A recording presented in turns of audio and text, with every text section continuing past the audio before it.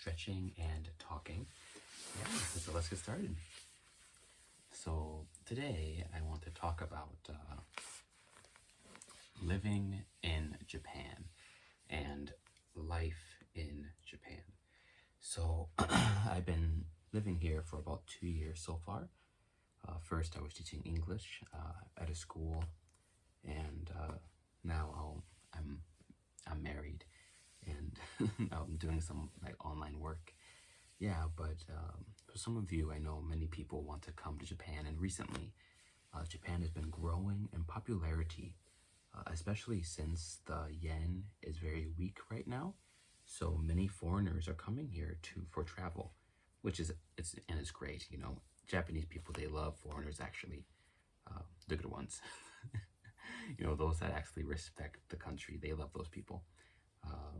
But some of my students, they were getting pretty tired of the ones that would come and disrespect or be loud, and because of course it's their home, they lived here their whole lives, and it's kind of tough just having a bunch of people just suddenly come to your neighborhood and kind of be disruptive of your usual routine. I understand, but other than that, they love foreigners coming here, and they love the opportunity to meet and talk with different people from around the world. Yeah, but living here, it is what it is. It's like there's good things and there's bad things. Like whatever country you live in, it's like, how do I say? It's like, of course, the culture is different, but every country, when you live there long enough, it just becomes like a normal, like your home. Like it's hard to explain. Like when you live in a place for a long time, it doesn't feel special that much anymore. Do you kind of understand what I'm trying to say? Like, of course, I love the nature, I love the people here and stuff, but after being here for a long time, it's like when you see a castle, you don't think, wow, that's a castle. You just think, oh, it's a castle. Or you see like one of the temples, you're like, wow, a Japanese temple, just like the anime.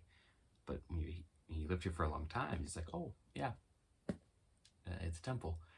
Because you get used to it. You get used to it, and I think sometimes that's good. Sometimes it's bad, because I think it's important to still have like wonder for new things, and you know have a desire to see something new as well.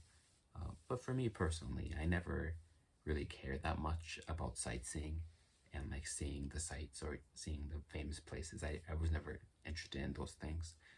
For me, I was always more interested in relationships. So that's why I really focused on learning Japanese, because if you want to speak to the heart of people, you need to speak the language of their heart. And here, the language of people's hearts is not English, it's Japanese. So I wanted to make good connections, so I just seriously learned. And yeah, knowing the language of a country you're going to live in is very important. I mean, you don't have to be fluent when you arrive, but you should. I really believe you should try to put some effort. There it is. You should try to put some effort into actually learning some bits of the language, and I mean at least a little bit. When you come, like where like the basic like sentence structure of where is something, or what is something. Those like basic structures. If you know those, you can survive. Yeah. But Japanese is not that hard of a language, in my personal opinion.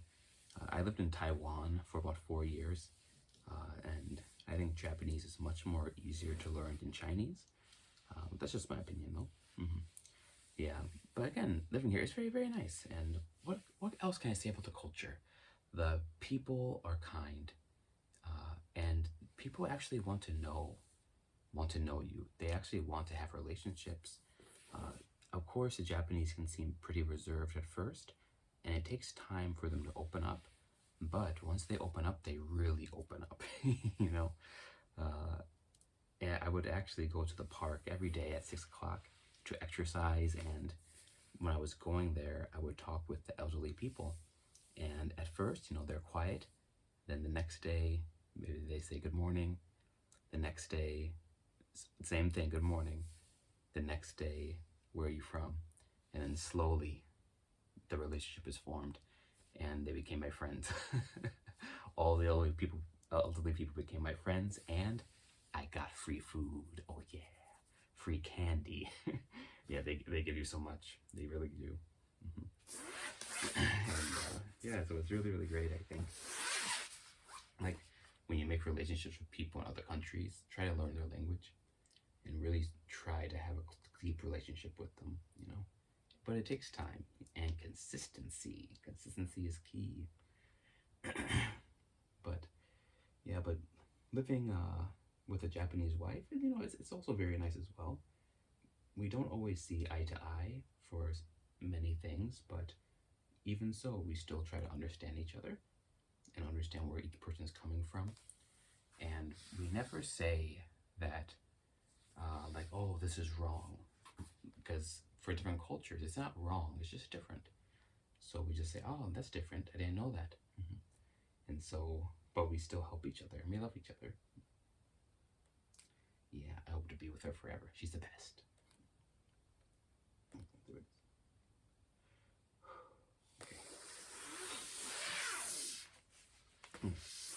Oh, hey, I just did this like, didn't I? Okay. There it is. Nice. Yeah. Excuse me. Yeah, so living here, I have to say, is another difficult part for me is also the weather, because it's very humid here as well in the summer. The summer is intense. If you don't have air conditioning, it's really tough. And so being able to have a good place to live and try to find a place that has, you know, some insulation.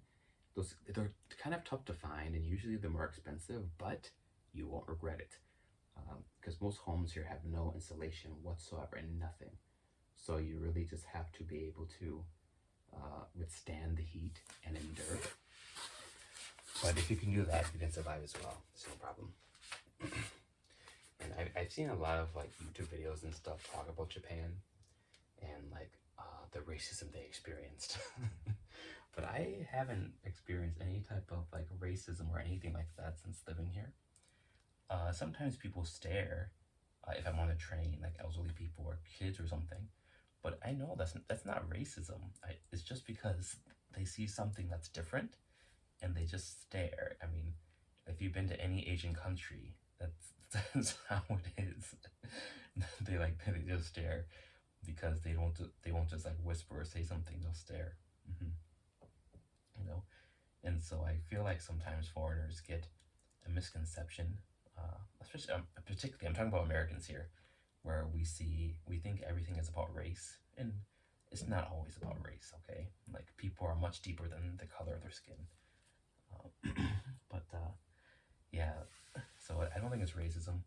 It's just curiosity, and we have to try to understand that. So if you come here and people stare at you, stare back and wave and smile. And you may make a new friend. I was walking with Haruka, my wife, the other day, and there was a kid staring at me when we were walking. So I just stared back and I smiled and waved. You know, the kind of smile and wave. And the kid, he smiled and he waved at me too. I'm like, oh, okay, see. If I see him again, I'll do the same thing. And then eventually connect with his family, become friends. Then I will raise him up to be a very good basketball player or something. I don't know. Yeah. Oh, I don't know if you guys can see. I'm going much deeper than before. Yeah, there it is. Come on. Nice. Yosh.